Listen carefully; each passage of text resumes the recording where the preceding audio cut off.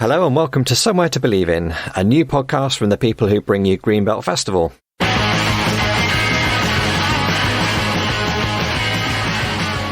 I'm Paul and I'm the creative director of Greenbelt Festival and one of your hosts for this podcast. Hello, I'm Katherine and I'm your other host for Somewhere To Believe In and the programme manager at Greenbelt. If you love very small talk and huge ideas, then this podcast is for you.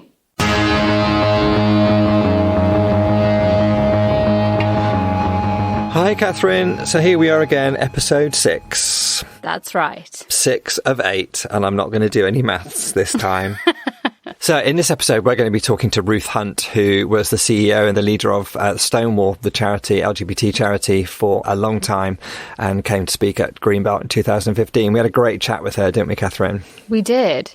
You know what, Paul? I feel like we're kind of assembling an X-Men type supergroup of people that could solve all the things that are happening in the world through this podcast. That is a really good analogy. I hadn't realised what we were doing, but that is exactly what we're doing. I haven't really seen X-Men, so we should probably stop this conversation because I've got no more to add to it. But I get the analogy and I think you're right. We are assembling, like the elders, you know, like Jimmy Carter, Mary Robinson, Nelson Mandela founded the elders, you know, like that group, but we're assembling the next generation. The next generation of elders, I like that. Yeah, what would they be? The not so elders or the youngers? Youngers?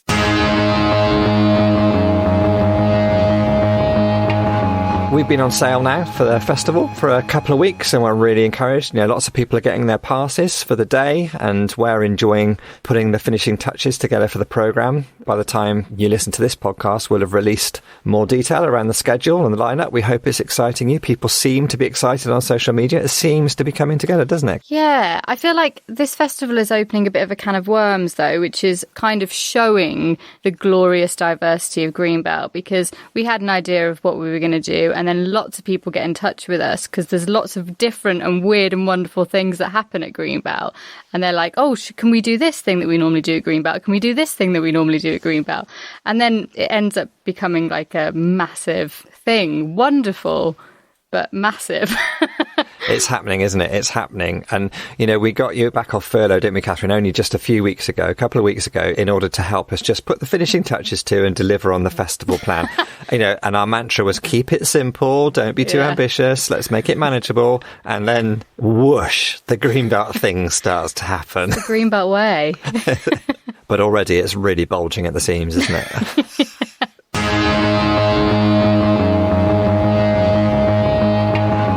Of course, you can keep on letting us know what you're thinking and what you're getting excited about on our social media channels.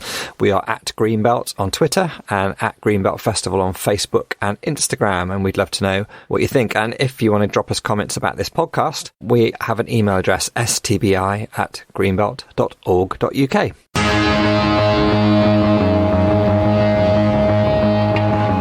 We had a few comments in about the podcast, which has been nice. Someone wrote in saying, you know, are you going to actually speak to any artists? Good question. Yeah, we're definitely going to speak to some artists. I think our last one in this series is going to be a musician, and then hopefully a lot more in the next series. Is there a next series? I haven't been contracted for a next series. I know, we haven't got the contract sorted out. We'll have to speak to your agent. Who are you working with these days? That would be my mum.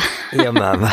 Okay. We did get another little bit of interesting feedback, and there's a bit of a theme going on here where parents of staff members are letting us know what they think. What did we hear, Katherine? We didn't get another Antichrist comment, did we, Paul? Not this week. You must have been behaving this week then, Paul. We had a bit of feedback from the parent of one of our colleagues. I don't know whether we should name him, but considering there's only one other male employee, everybody will probably know who that is. Yeah. Derek. So Derek's mum gave us some feedback that there's a bit too much talking. There's a bit too much of me and you, Paul. Yeah. I mean, she's right. Ordinarily, our roles would involve us getting out of the way, because that's what we do, is we put in the legwork, book the programme, and then we get out of the way. But this is a little bit different. So we're trying to be Greenbelt. Katherine and I are Greenbelt on this podcast. Oh no, that's too much responsibility for me. It's weighing really heavily. But yeah, it's really weird. We don't really like hearing the sound of our own voices, but go with us. We'll get there. Oh yeah, the other thing, Derek, not mentioning any names, the only comment that he gave to us as a form of encouragement to his colleagues in our podcast efforts for last week's episode, where we talked to Abdurrahman Malik, is he just said, beard envy. I understand that. I can empathise with that. As not a man with not a beard, I can empathise with that. I was looking for more from Derek, but, deep down, I do understand where that's coming from. Anyway, Derek's mum, we're going to get out of the way.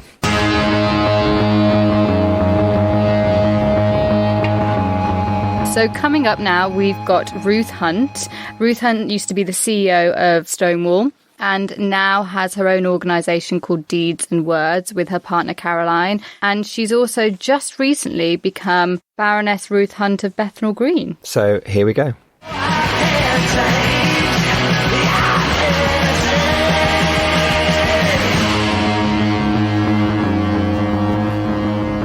So Ruth, thank you for joining us. Where are we speaking to you today? I'm in Bethnal Green in my flat with my partner. We've been here all through lockdown, and we're business partners as well as life partners. So it's been an interesting 12 weeks in a small confined space in central London. But we've done all right. We're all right. That's good. I've been in lockdown by myself, and I've really enjoyed it. Well, I'm an introvert, so it's only in the last week where I've started saying, gosh, it's very annoying working around our kitchen table, and surely we should be able to work in different ways.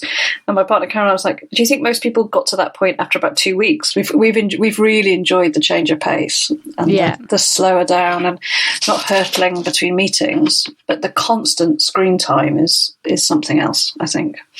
Have you found that you've started to look after yourself a bit better? Because I've found that I've started to cook for myself better because I've had time to think about it and made sure that I'm doing exercise and getting enough sleep and all that kind of stuff. Susie Ruffles says this really good thing that she feels like she's slept enough for the first time since year 10, and I do kind of have a sense of that. Like the first time since my GCSEs, I kind of caught up on sleep.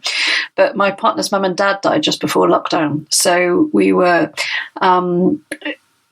in a very frenetic space of both trying to keep the business going and life going. And I got into the House of Lords and her mum and dad died. And it was, so we were due a break, interventionist God time.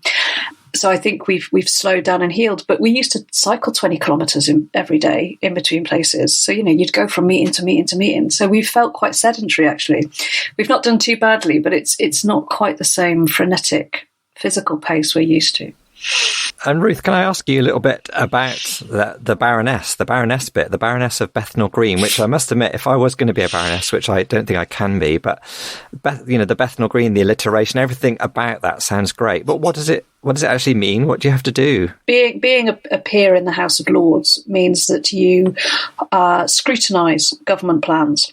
And so there's many ways of being a peer. Lots of people become peers because they used to be MPs for their party. So they've got a wisdom that they've accumulated over years of being an MP, and now they're kind of a wise sage head. And I'm something called a crossbench peer, which means I don't have any political affiliation, but I have certain expertise on things. So that's the kind of rationale behind it.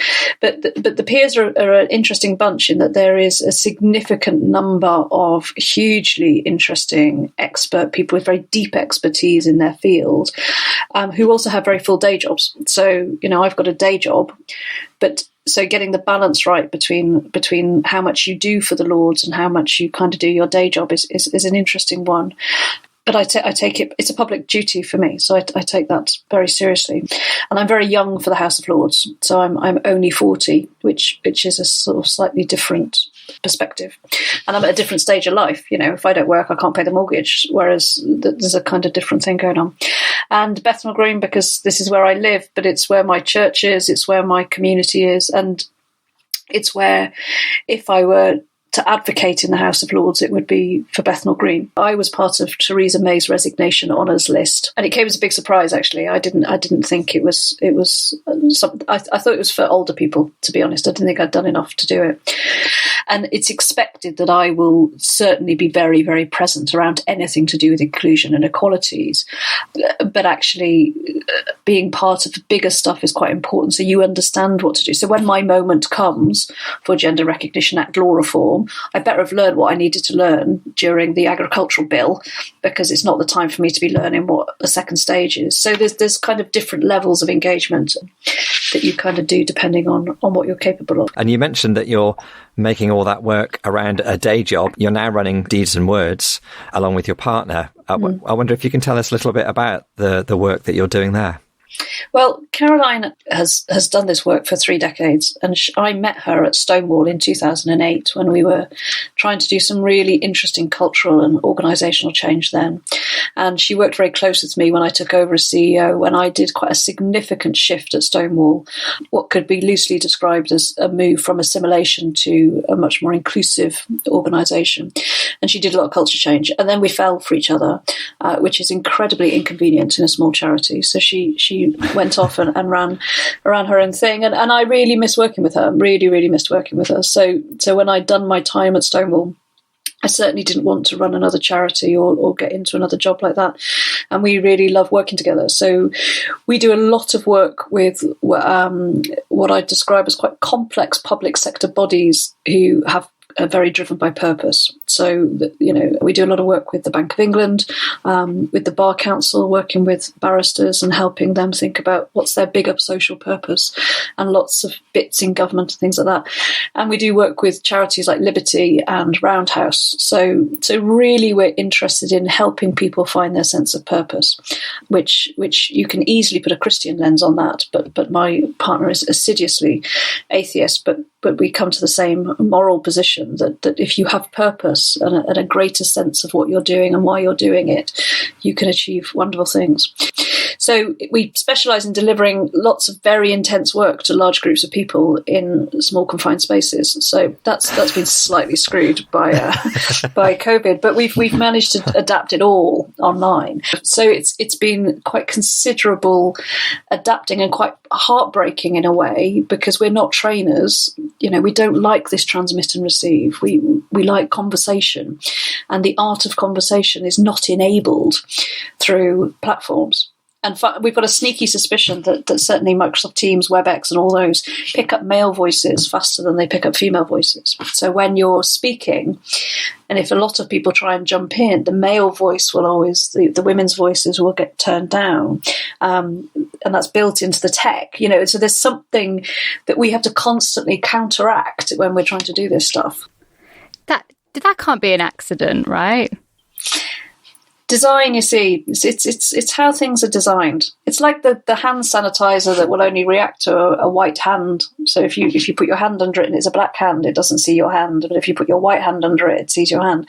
So everything that we think is objective is designed by someone, and that bias is built in. Everything, and Siri and Alexa, and how kids speak to Alexa, and how they speak differently to a male voice on their automated play system. Tech is really an important part of endorsing biases. It's fascinating, but it is that, and you see it a lot around ethnicity, a lot around. So for example, all this facial recognition stuff, for example, doesn't really recognise trans people or boyish lesbians because they think you're a man. So my facial recognition always thinks I'm a bloke because they can't understand why I've not got longer hair. You were with Stonewall for 14 years, weren't you? Mm-hmm. Yeah. And over that period of time, you really changed the way that Stonewall operated, especially around trans rights. Can you tell us a bit about that?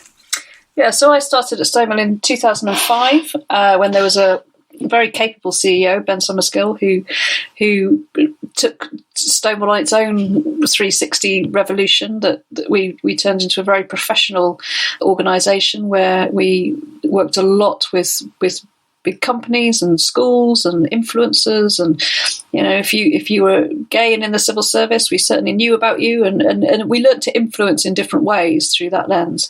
And I think that when I took over as CEO in 2014, I wanted to nudge it onto the next stage, which is how do we ensure that a gay rights movement is not just for those who are the acceptable face of gay, and I can understand the necessity for that acceptable face. One of my favourite quotes is Virginia Woolf: "Nothing was simply one thing." and the campaigning spirit between 2005 and 2014 overly relied on binaries. You are pro God, therefore you're anti-gay. You are gay, but you want to get married and have children and pay your taxes. You are probably white. You are nice gay. Overly not too butch, not too camp, not too uncomfortable. And I get it. That's why we've got the greatest legal protections in the world for lesbian, gay, and bi people. But of course, that movement didn't include trans people, and trans issues are more complicated, more varied, more interesting in some ways, and more controversial in some ways, although I personally don't see why they should be.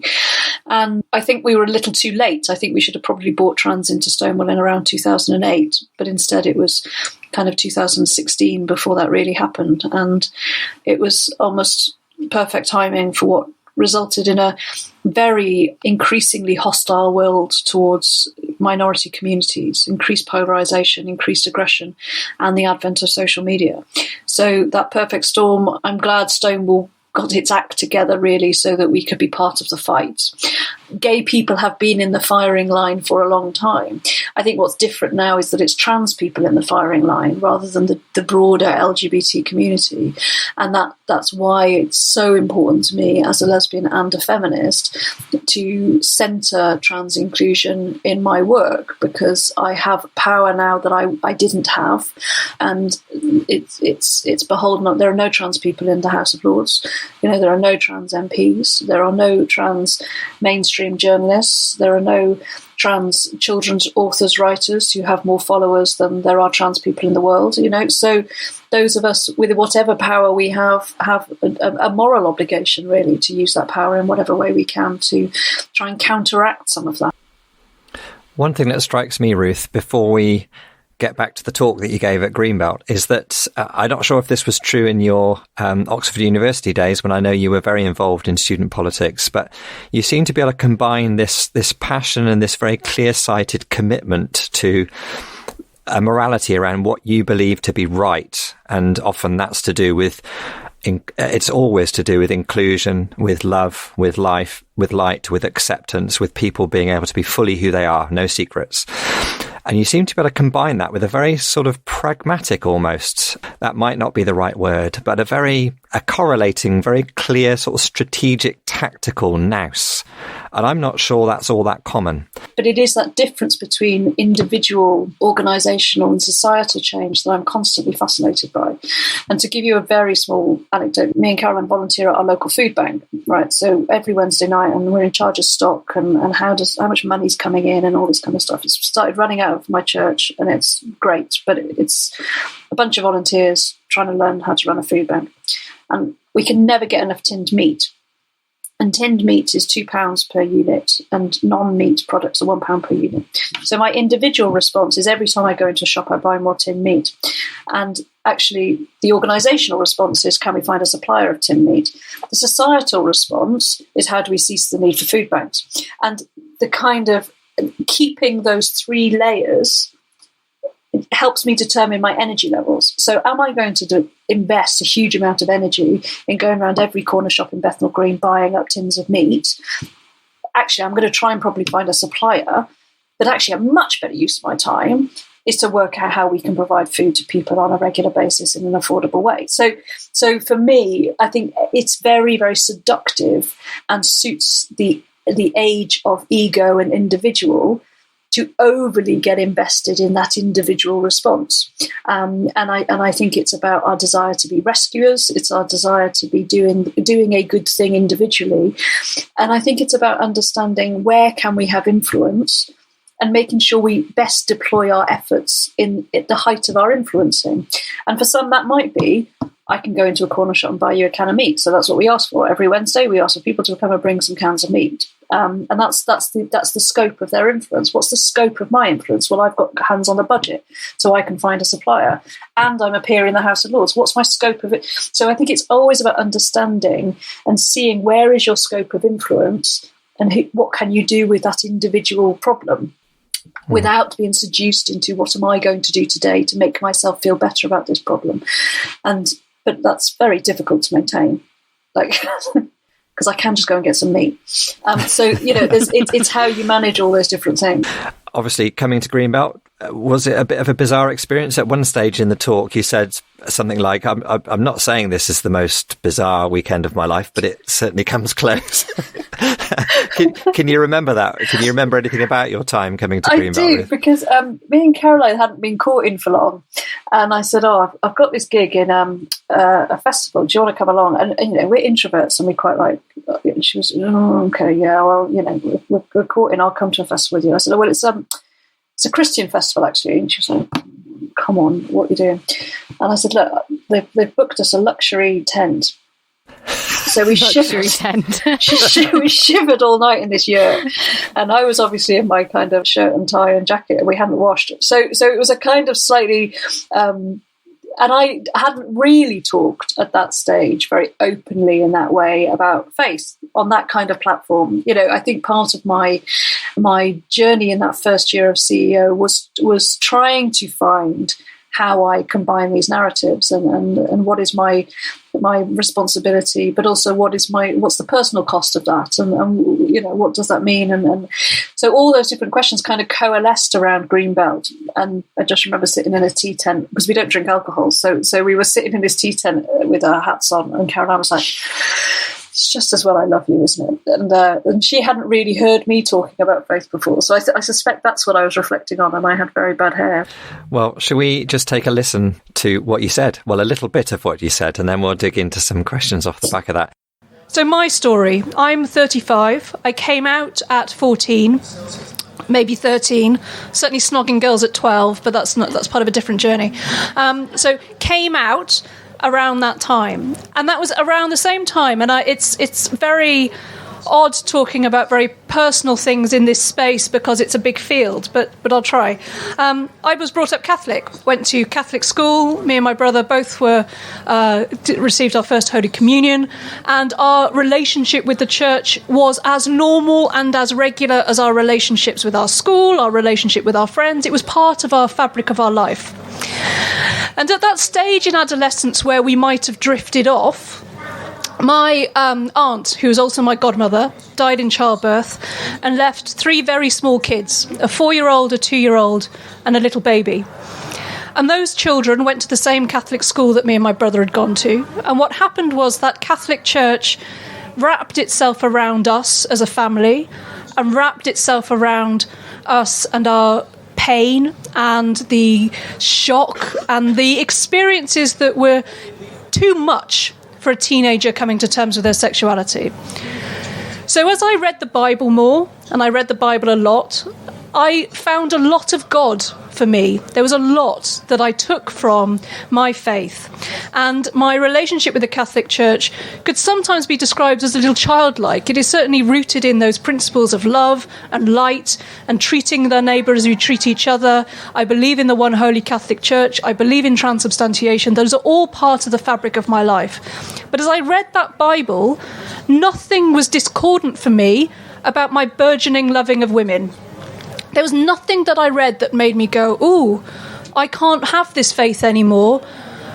Because what I read was about Ruth and Naomi, and where you go, I will go, where your people are my people. And that's not a lesbian relationship by any stretch of the imagination, but it recognises the value that relationships between women can have. I read about Jonathan and David. I was struck by the fact that Moses got the gig because his brother wasn't very good at public speaking. That really chimed with me. That's what I took from the Bible. I never took, gosh, I better not be an active homosexual, otherwise I can't be a Catholic anymore. That's not how it worked for me. And every priest I met, where I was talking about life and death and big issues, and by the way, I think I fancy my friend, none of them said, let's focus on your homosexuality. They all said, let's focus on the notion of light and love, God and love. Where is love? What do those 3 little kids need? How can you draw the strength you need to be a good godmother to these 3 little children who've lost their mother? So that was the basis of my faith. I went to Oxford at 18, but was very politically involved and very active as a student politician, so went to the local Catholic churches with local parishioners. Because the thing about Oxford, everything you do is overtly political. If I'd gone to Oxford University Catholic Society, I'd have had to be a really big, good Catholic. And I'm not a theologian. I was, however, a really good student politician. So I would go secretly to Saturday Mass and then go out on the piss like every other student. That was kind of how it worked in those days. When I left Oxford and got more and more into more and more into politics, came to Stonewall at the age of 25, faith didn't have a role in that movement or that campaign. And so I learned to suppress that side of my personality and foreground other parts. Now, one of the things we know at Stonewall is that secrets are absolutely toxic. Not being able to be yourself with your friends, your family, your parishioners, your staff, your colleagues, technically speaking, messes with your head. And so at Stonewall, what we talk very much about is about connecting your values. And we know that being LGBT leads to a decision that you make to be yourself, even though you risk losing your friends, your family, your parish, your congregation. You risk everything in order to be yourself. And I wasn't risking everything to be myself in terms of my faith. It was a very contradictory time for me. And then one night I was on the press phone. So the press phone goes to different people. And it was a Sunday morning. I was sleepy. Phone rang. They're closing the Catholic masses. What does Stonewall think about that? And I said, it's terrible that the Soho masses are going. It's really important that Catholics have a place to go where they can be themselves. And they said, well, how would you know that? And I said, well, I'm a Catholic and I believe it. Right. Deputy Chief Executive of Stonewall, open Catholic, off we go. And I was like, Christ, I'm not even a very good Catholic. I don't even know how to do this. I don't know it. I don't know it well enough to suddenly be thrust into this role as an open Catholic gay rights campaigner. And so I ummed and ahed a bit with it. But when I became Chief Executive, it was the thing that the Independent led with, and it's more and more what people talk to me about. So in a kind of here I am, Lord moment, I felt I had a responsibility as Chief Executive to be conscious and congruent with my faith and make that an explicit part of the way in which I lead and the way in which I work with Stonewall. So Stonewall's at an interesting point. Half our people, mainly the people who donate to us, so Stonewall takes no government money. Stonewall receives all its funding from people who give us £10 a month, £20 a month. Those people said, but it's all right now. I'm all right now. I can get married. I've got dissolved my civil partnership already. I'm already onto my second one. That's how equal we are. I don't need Stonewall anymore. And what we've had to say is, well, you still don't feel safe on the night bus. Well done for being rich enough to get an Addison Lee. You still wouldn't feel safe enough if you worked on 0-hour contracts in the middle of nowhere. You still wouldn't be safe enough if you're from a black and minority ethnic background, or you're disabled, or you're transitioning in your gender. All the things that make us the beautiful, wonderful LGBT community, you are only probably equal now if you're what we describe as a good gay. And a good gay is someone who's not too camp, certainly not too butch if you're a lesbian. Normal. And what Stonewall had to acknowledge is that we are a beautiful, wonderful, diverse, complex community. And actually, if we look at where oppression is coming from, faith communities are both a source of love and light for LGBT people, but also a source of oppression, discrimination, hurt, pain, and heightened anxiety about who we are and what we do. And so Stonewall took the decision that we had to play a part in looking at faith communities and LGBT identity. And I took the very serious decision that I had to be part of that publicly too. So this is where we've got to. Stonewall is now in a place where we are looking very strategically about how we can help faith communities get their head around the LGBT thing. We are very aware that there is an obsession about LGBT issues from faith leaders that is not necessarily reflected in congregations up and down the country. There seems to be a real preoccupation with willies in the bishops and the synod that just doesn't translate into lived experience. And I go to my local Catholic church in Brixton, and there is nothing. There is no discussion about sexual orientation. And the thing about Catholics, we don't talk about our sin openly anyway. We're all very coy about our privacy. We come together and we pray. This preoccupation with sexual orientation and gender identity is generally positioned with the hierarchy. So we have to look about how we can amplify the voices of people of faith, people of Christian faith, who are heterosexual and who are LGBT. And Stonewall is in the business of empowering individuals to start telling their stories. We run role model programs, leadership programs, allies programs, bring you together for a day to talk about your story, your truth, and talk about the fact that my faith is important to me, and it is important to me for this reason, and it is congruent with my sexual orientation and gender identity, because that is who I am and God made me in this way. You were on fire that day. I was. I don't normally listen to myself back, you know. Oh, you should. It was a very good talk. Thanks. I don't normally listen. So, yeah, gosh, I was young, wasn't I? A bit more jaded now. Aren't we all? I think you said at one point about enabling people to tell their stories. And in recent months, you've been involved in curating a brand new book that's out called Queer Prophets, which I guess in some senses enables people from different religious contexts and upbringings to tell their stories about how they have or haven't managed to reconcile those religious contexts with their sense of their own identity as a person, as a sexual person. I think that one of the reviews I read said that perhaps the telling of these stories is what will finally overcome the institutionalized barriers that there are to LGBT people being able to be themselves within religious institutions. I don't know. Can you say anything about that? I think what we have in the Book of Queer Prophets is a very beautiful depiction of very different people's relationship with faith.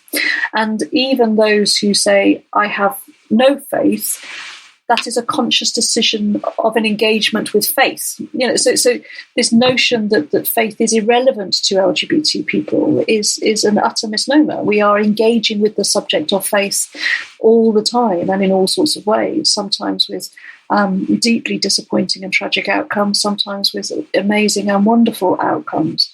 I mean, I would love to think that this might be the thing that nudges. I think what I hope it does is give those who are of faith and wish they could do more some insight into what that might look like. And I do think improved empathy helps. I was editing it actually at the same time that the Church of England came out with their guidance about what opposite sex couples should do if they had a civil partnership, which basically boiled down to don't have sex. And it was such a mealy-mouthed kind of contorted analysis of relationships with no humanity, no warmth, no love. And it was all because, well, we better be consistent about what we said about civil partnerships. And when the discussions were happening about whether, if with the introduction of same-sex marriage, civil partnerships could be dropped, there were, of course, lots of LGBT people who said, no, we really value our civil partnerships. But, of course, the greatest defenders of civil partnerships were the Church of England, because the civil partnerships gave clergy one way of having their relationship acknowledged as long as they promised never to have sex. So when civil partnerships were extended to opposite sex couples, it was like, well, okay, you can have one, but don't have sex. It was like, what are you doing? What are you doing? This is so far removed from any kind of spirituality, relationship with God, with love, with light, with Jesus, with, you know, it's so removed that every time you speak, you are making it worse. And what Queer Prophets shows is just these people who are finding God despite that. And I think what it said to me is there are LGBT people of faith who are far more able to speak with grace about their faith because they haven't come to it through the mechanisms of the organised church, and therefore there's something for all of us in there. And Ruth, why do you think that the church and religious institutions are still so obsessed with people's sex lives and people's love lives? I sometimes think it's a proxy for a bigger discussion that can't be had. So I sometimes wonder whether the conversation that needs to be had is what is the relevance of the Church of England in 21st century world, with a move away from colonialism, a move away from, I think there are some big, what is the role of Africa in this? What is, and kind of shying away from that question, it is much easier to have a kind of ongoing, unresolvable discussion about sex and sexuality. What I don't understand is why the same generosity of spirit that was applied to things like women bishops cannot be applied to LGBT people. The approach to women bishops was, we get it if you don't get it. You don't have to be involved, but those who do can. Right? So that we have the mechanisms to find ways through these seemingly intractable problems. But there's something quite seductive about being stuck.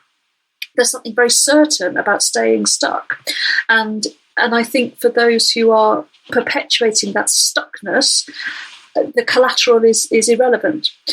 So who gets caught up in that is in that theoretical pontificating about what is allowed and what isn't.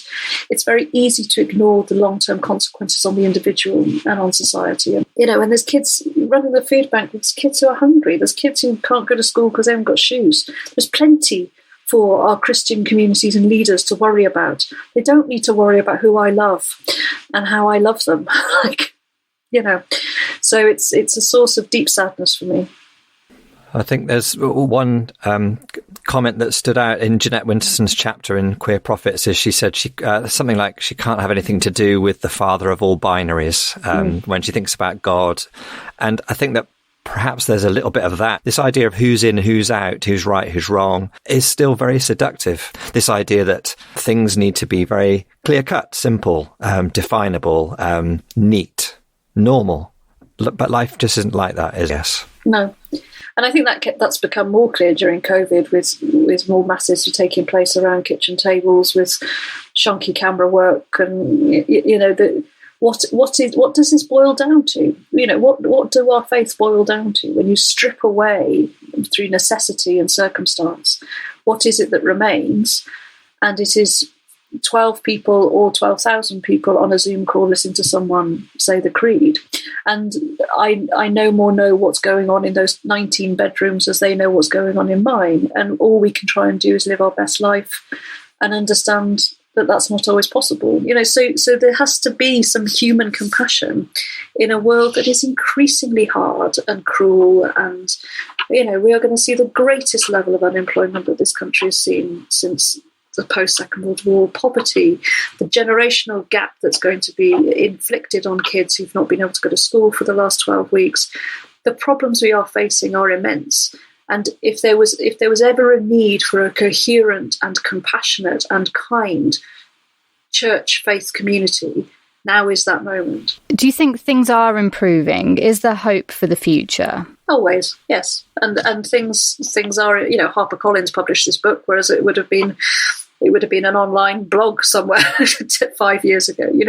There is increasing interest. And I think, we have to acknowledge the Black Lives Matter movement as not a sign that, in my memory, there have been more Black Lives Matter movements, and every time they have failed to convince those in power to do anything differently.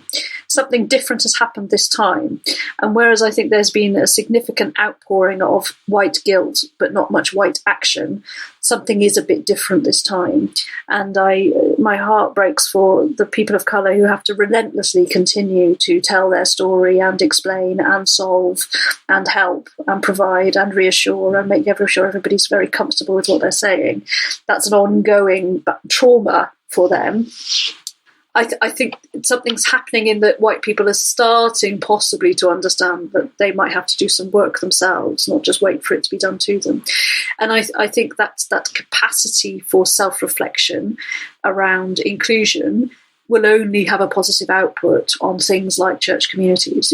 I remember a similar moment when I went to church and to my current church, and Sister Judith was doing the sermon, and she said, who are our prophets? LGBT people are our prophets today. And I was like, oh my God, she just said LGBT. She just said LGBT from a pulpit. And it was a woman, and it was just transformative. And it doesn't take much to transform a culture, a space. You don't need to be an expert on Foucault. So I'm hoping that Black Lives Matter has given people permission to realise they have power to influence through the smallest of gestures, what we call it deeds and words, little big things. Little big things can be really transformative. Yeah, I really like that, because those are two small gestures that mean so much for you, but all of us could do similar things so easily. It really, and I think people get stuck. So people go from it's nothing to do with, so people go from hostility, and that's one journey. People go from it's nothing to do with me, I don't care who you are, I just treat everybody equally. And that's the harder one to nudge, because actually society doesn't treat us all equally, and therefore treating us all the same isn't right either. So when I'm in church, I've got power, right? So when someone comes in who is young and a person of colour, working shift work, I have the power there to make that person feel welcome and included. And we all have that responsibility on ourselves, and how we can be alert to what somebody might need. Someone comes in with their 4 kids and they're knackered and they haven't slept for 3 weeks. Well, let me go and take those 2 to Sunday school and give you a bit of peace. Us all being alert, that's so Christian. That's kind of like rule 101 of Christianity, which is, what does your neighbour need? Can you look out for them? It's not a complex edit. So for LGBT people, it's the same principle. What does that person need, and can you give it to them? Is if we could just keep that in our heads, we'd all do much better, I think. Well, Ruth, thank you so much for your time. You're very welcome. It's been wonderful speaking with you, and we wish you all the best with Deeds and Words and a return to the Lords, if that happens physically, and all that you have to do there. One thing I was wondering is, when you're online shopping and they ask you for your name, do you put in Baroness Ruth Hunt of Bethnal Green? No. I think no. I would. Yeah, but Caroline would take the mick out of me so badly. If anything arrived at this house addressed to Lady, and it wouldn't be Baroness, it would be Lady, because that's what's always in the drop-down menu. If anything arrived at this house addressed to Lady Ruth Hunt, I swear I would not hear the last of it. From Caroline, who doesn't believe in a second chamber and doesn't believe in deference and thinks the whole thing is a. She's very proud of me, but also rolls her eyes quite a lot. I would not get away with it.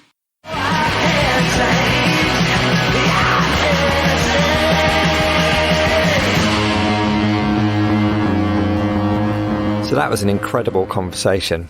Yeah, wonderful. So much to get into, I think. Something that really came out to me strongly in what Ruth was saying, and around her bravery of trying to connect her faith and her Catholicism with her work campaigning and advocating for LGBT rights at Stonewall, is that the church as an institution, whether it's the Church of England, the Roman Catholic Church, whatever, it does seem to really overcomplicate things. And I don't know, perhaps that is the nature of institutions. Whereas really, at its root, any religion is pretty much about loving one another and loving God. Simple. Simples. I mean, I love theology, don't get me wrong. I love reading theology, I studied theology, and I love all of those complex and philosophical notions about who God is, who we are in God, who we are in relationship to the planet. I love all that sort of philosophizing as an idea, but unless that informs a very, very direct and simple practice of gentleness, generosity, love, resistance, solidarity, then for me, it's worthless. She mentioned something about there's a bigger question there. When I asked her about why do you think the church is so obsessed with people's sex lives still, she said that she thinks it's ignoring a bigger question. What's that about? It's very easy to focus your energy and your attention around something which in a way is like a scapegoat and a side issue, because in a way it's the quote unquote sort of easier thing to do. And she talks about it being quite seductive to be stuck, to keep on circling around the same sort of conversation. It's a bit like that phrase, fiddling while Rome burns. It's like people putting the deck chairs out on the Titanic as it went down. In other words, what we tend to do as humans, whether religious or not, or in institutions particularly, is we tend to avoid the important issue, the elephant in the room, and get completely obsessed with all the minutiae. Perhaps the church almost likes, in a way, to keep on about human sexuality because it avoids them having to really have much bigger conversations about what's the point of the church, or what can the church be today, given the fact that there are more and more people who are living precarious lives after this pandemic than ever. What should the church really be doing? Should it really just be circling around this endless conversation on human sexuality? And love, human love. Yeah. That's what I don't get. Yeah, I think Ruth was so gentle and mild-mannered, but I think deep down she's pretty cross as a person of faith. She said, this isn't rocket science. This is just the basics. Treat other people as you would want to be treated. Look out for one another. Meet one another's needs. That is at the root of any practice of faith. Yeah. And what are those needs? That's something for people to work out on their own, and it's going to be different for everybody. And it kind of comes back to what we've talked about in previous podcasts about going one step further for people. So if in your church community you feel that they're not accepting of LGBT plus communities, then going one step further to stand up for those people.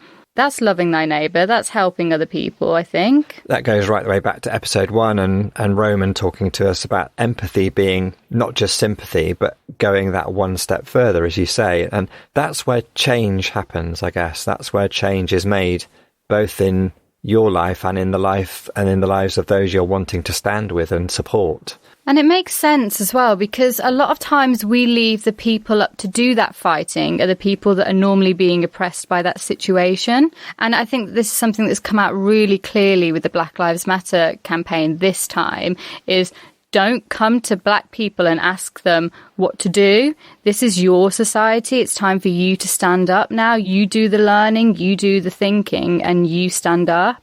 And it makes sense, because any time that anybody has been oppressed, and whether that's, there's varying scales of how that can happen. Some of it can be very physically abusive, mentally abusive. Anytime that person needs to stand up against that oppression again, it's triggering, it's hard for them to do. It's almost making people relive that moment again. And so the best thing that you can do, the most Christian thing you could do, is to be that person standing up. Yeah, I think Ruth described it as it's like an ongoing trauma. If you're expected to continually do that work, you're having to live through that trauma over and over again. And it's just not fair. That's not us being loving or kind.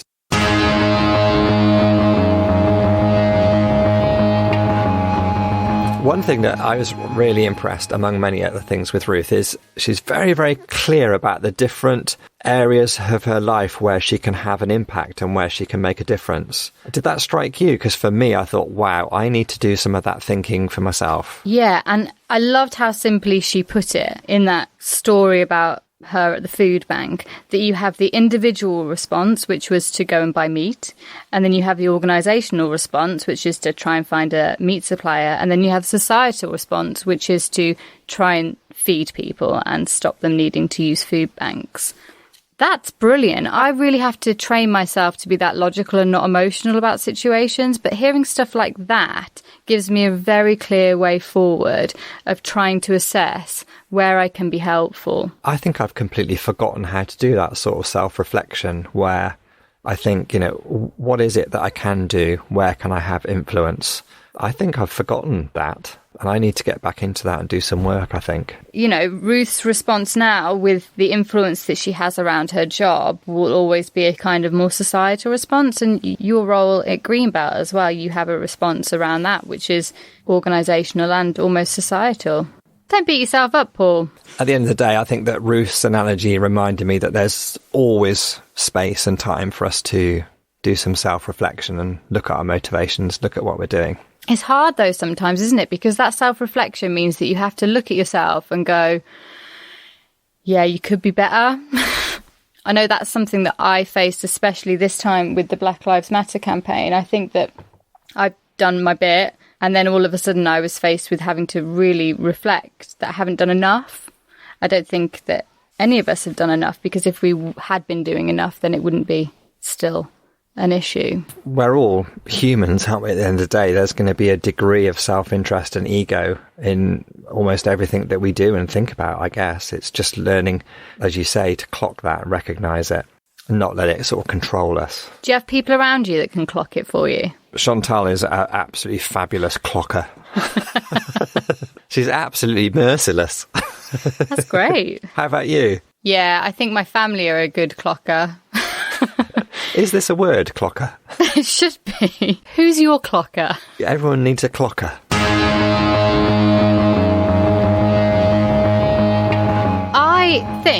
I remember the time and it happened as an adult, naively, and a lot of that shows my own privilege in this situation. But I remember the time when I realised that being gay or being LGBT plus in this society was still a problem. And that was when I came to work for Greenbelt, weirdly, because I grew up in a very artistic drama group. So there was always a lot of openly gay people around me. And then I went to this really odd creative university on top of a hill in the middle of Devon, where you could literally be whoever and whatever you wanted. Somebody, even after leaving my university, came the first person to be legally recognised as a cyborg. You could be, somebody lived in a box for 3 months. Somebody went and chased rainbows for 3 months. Like, you could be whatever you wanted to be, and you could wear whatever you wanted to be, and you could love whoever you wanted to. And when I came to work for Greenbelt for the first time, I remember wanting this catering company who were all drag queens that used to do, like, serve you hot dogs and burgers and then do a little drag queen show. And I was like, that's brilliant. I can't remember a festival where I haven't seen drag queens doing that. And then I found out that Greenbelt had never had a drag queen to the festival. And then I started to dig deeper and see that it was a problem. And then it highlighted the fact that I'd been naive to the fact that this is still a problem in our society. But in my lovely little mind, the world was blissful and it was great. So I still have those two opposing views that I could have a look at. And that, you know, I've experienced what I thought was complete acceptance, and then I experienced something that was very different. You've been a fantastic ally and champion to LGBT people since you've been at Greenbelt. And that's probably because of this sort of weird juxtaposition that you came from one world into another. Yeah, I think it was a bit of a shock to the system, and I didn't understand it, and I still don't understand it. To me, it seems so trivial, because to me it seems like this is about love, and love is at the centre of any religious or community group. It's all about love. And so why are we bothering still harping on about who people should love? I think Ruth said it, when there is so many other things in this world that we could be focused on, because there's a lot of problems. We have this major inequality. People are starving. People are homeless. But yet we're worried about who you're holding hands with and who you're sleeping next to at night. Like, why? Yeah, it's interesting that you had that experience when you came to Greenbelt, and perhaps you should have played your cards a little bit more carefully and not gone straight for drag queens. Perhaps you should have built up towards, you know, you didn't get your tactics quite right there. You came in all guns blazing with drag queens, and everyone, what? Hold on.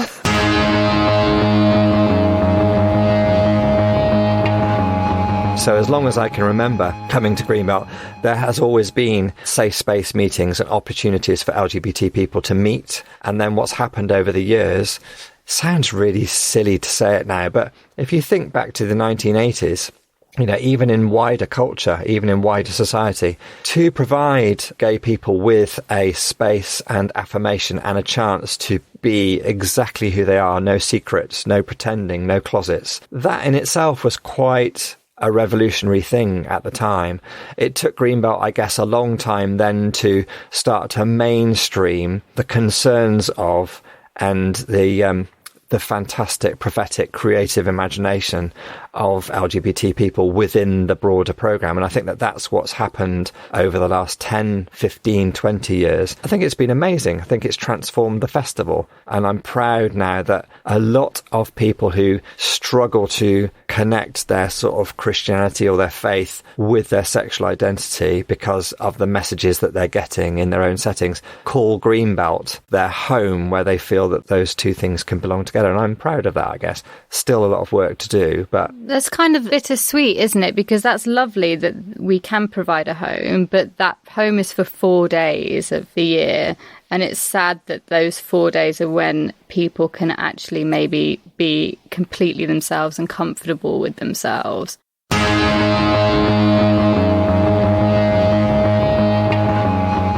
I think one of the teams that we've enjoyed working with loads at the festival over the last few years because of the energy and the creativity they bring, one of our volunteer teams is out at Greenbelt. I know you've particularly enjoyed working with them, Catherine. Yeah, I love them. And they're a volunteer group and they're there on site to answer questions, to signpost people to any sort of LGBT plus resources or community groups or more information. Just being there as a bit of a resource, really. Yeah, they're great. And what about when Lucy Spraggan came to headline a couple of years ago? She was just bowled over, wasn't she? Yeah, Lucy Spraggan, she was backstage and the Out at Greenbelt sign was just kind of floating over the top of the backstage compound, which she saw because it's got the rainbow flag. And so she went out there, and the Out team normally signpost to any LGBT plus programming that we have oversight on that day, and they'd kind of pointed towards Lucy Spraggan, but they'd spelled her name wrong. And so she went in there and she was like, "You spelled my name wrong."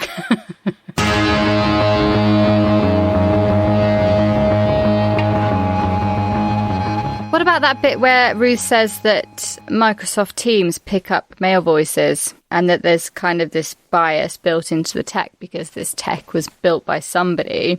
I shouldn't be surprised anymore. I'm kind of annoyed that I'm still surprised by this stuff. You and I have been trying to get a writer and researcher called Caroline Criado Perez to the festival for the last couple of years, and she's written a book all about that, about the way that life is designed, that technology is designed around us is deeply, deeply, deeply gender biased. Not even technology, things like seatbelts. Seatbelts, that's what I mean. Well, that's a technology of sort. That I meant to include that, yeah. Oh, I guess. Yeah, seatbelts aren't designed for the female frame. So more women die in car accidents as a result of that than men. Insane. I think we need to do something at Greenbelt about that. Do you? Yeah, I think that would be really interesting. And it's needed because until we were talking about bringing that author to the festival this year, I didn't even think about the fact that things have a bias. Having spent most of my last 4 months on Zoom and Teams, I think she's absolutely right with that. Do you? That it's picking up male voices? Yeah, I mean, it's a real niche little example, but we've discovered that you have to go into the back end of Zoom, into the detailed settings to switch off quite a bunch of stuff in order for the sound to start coming through properly. In the early days, we were doing Martin Joseph's The Rising on Zoom. If you just go into Zoom and try and play music, it squashes everything too tight. And what was coming through, you couldn't hardly hear Martin's guitar. And all it was him bellowing his vocals. Doesn't even pick up a genderless guitar.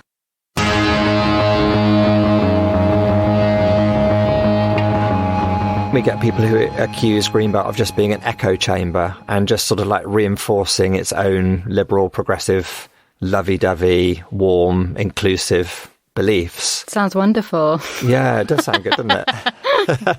But occasionally I get really challenged about that. But I was thinking, oh no, we need to bring in, I think we both do, don't we? We think, who could we really bring in on the programme who would really confront that complacency and really say some difficult things to us or perform something really difficult for us to come to terms with that would help us have those difficult conversations that perhaps aren't happening in society because everyone is in tribes and factionalised. The grey area. Yeah, yeah. An earlier rising that we did in the summer was with an artist called Chris Matthews, who Martin Joseph introduced us to. And she is a woman of colour, a lesbian, but her mum is a preacher, a Baptist preacher in the States. So she's got it all going on. She describes herself as a poster child for intersectionality, which I think is a really nice description. But what she says is when she played for us, she'd just come off the back of a series of dates where she was performing digitally in different cities around the US. And she said, yeah, I get the same sort of crowd in. They're the people who believe in me. They're people who believe the same things that I do. She said, but at the end of the day, there's something really nice in preaching to the choir if it helps the choir sing louder. That's great. Because sometimes people say, why Greenbelt? Why do you sort of like seem to be reinforcing a certain stance or point of view? I say that to you all the time as well. Just like you do. We've had this conversation many a time where I'm like, we're having these debates. You need to have a look at getting in opposing voices. Yeah. And we've had really interesting conversations about that. But yeah, I like that. I like that preaching to the choir if it makes the choir sing louder. That makes a lot of sense. I think that's really helped me because I've tried to articulate it. I really value your challenge and it's the right and it's a good challenge. And we do need to always be open to that and to doing more and to inviting people in. But at the end of the day, we exist as part of a wider culture. And if part of what that 4 days does is to give people that encouragement and that inspiration to go out and fight the good fight and to stand up and be counted and stand in solidarity with those who are struggling and those who are suffering, then part of me doesn't mind the fact if we're accused of just being an echo chamber or preaching to the choir, because I want that choir to be able to stand up and sing louder.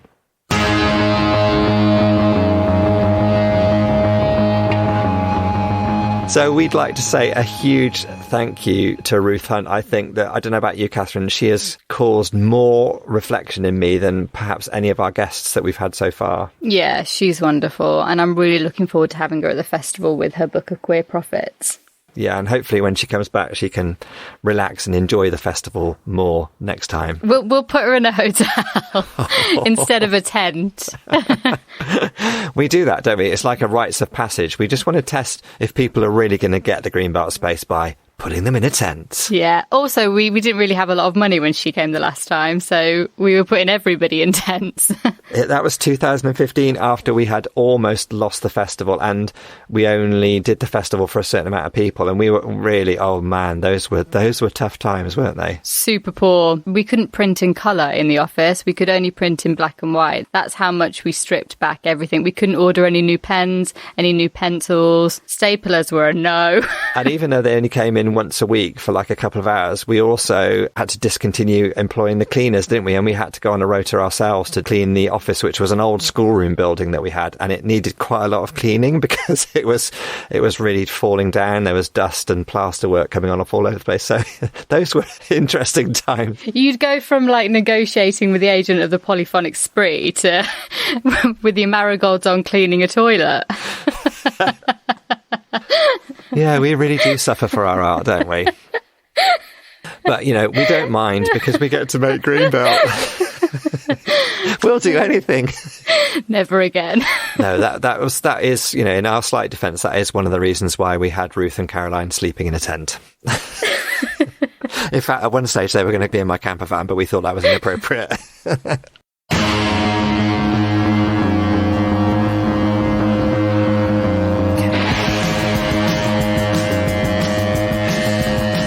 Big thank you to Daisy Ware-Jarrett for producing us and making this all happen. And thanks to Paul Truman on our staff team as well. We'd also like to say a big thank you to Lee Baines of Lee Baines III and the Glory Fires for letting us use his amazing track, I Can Change, for the theme tune on our podcasts.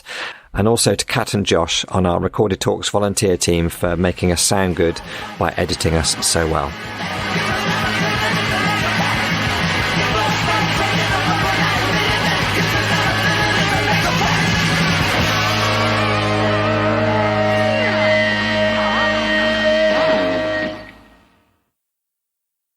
Could you give us a real sort of like whistle-stop, really rapid-fire potted guide to the terminology around LGBT? Should we be putting an I or a Q on the end? Should we be calling gay people queer? Or what is the right language? Because sometimes people are scared to speak because they're worried about getting the words wrong. Okay, are there right terms? It's evolving all the time because society evolves all the time and everybody's online and everybody's finding different ways to describe how they feel. So the first thing is you are never going to know the whole dictionary and you won't be able to keep up. So just have good intentions and don't be rude. Rule number one. Rule number two, only use the word queer if you're queer yourself, would be my advice, because it takes a lot. You have to really know that someone gets it before they can use that term. So we're in the process of reclaiming the word queer. Lesbian is used by some, but not all, women who are attracted to women. Gay is also a useful generic term. It's bi, not bisexual. So we tend to say lesbian, gay and bi as a way. Trans is an umbrella term that can refer to a whole spectrum of different identities of people who are trans. So there are some people who are trans and they would what we call fully transition from one to another, and they would be trans men and trans women, or men and women. They don't need the trans descriptor. There are some people who are trans who would say that they are what's called non-binary. And that means they don't identify with either male or female. And, angels are quite good at being non-binary. We've had quite a lot of non-binary identities through our times. That's not a new phenomenon. And there's lots of different ways of expressing one's gender in that spectrum that can be used as trans. I refers to intersex, and not everybody who's intersex would necessarily consider themselves part of the LGBT community. So intersex is often a medical condition, and when you're born, it's when there are things that are unaligned, and doctors often make decisions at that moment as to whether you're a boy or a girl, and give you surgery, leading to significant lifetimes of distress. So some I communities consider themselves part of the trans community, but not all do. But if you talk about LGBT plus communities, that's the best way and most inclusive way to talk. And I say communities because the notion of an LGBT community is a fallacy. In the same way we have faith communities, Christian communities. There's not one Christian community. So communities is a useful way, and LGBT plus is a good fail-safe way of doing it. And you can't ban conversion therapy. You can't ban it? You can't, because there's no regulation. So there's no regulation on any therapy at the moment. So there's no way of enforcing a regulation on that. Most of the conversion therapies that take place are in unregulated, unofficial settings, and I think they should constitute a hate crime. You shouldn't need to classify that as therapy in order to ban it. If someone is performing a ritual over you that lasts 7 hours in order to beat the devils out of you because you're gay, that is a hate crime and should be recorded as such. And that is a very Ruth insight into what I think should happen, and it won't. And I'll spend a long time trying to work out how to ban conversion therapy and realise they can't.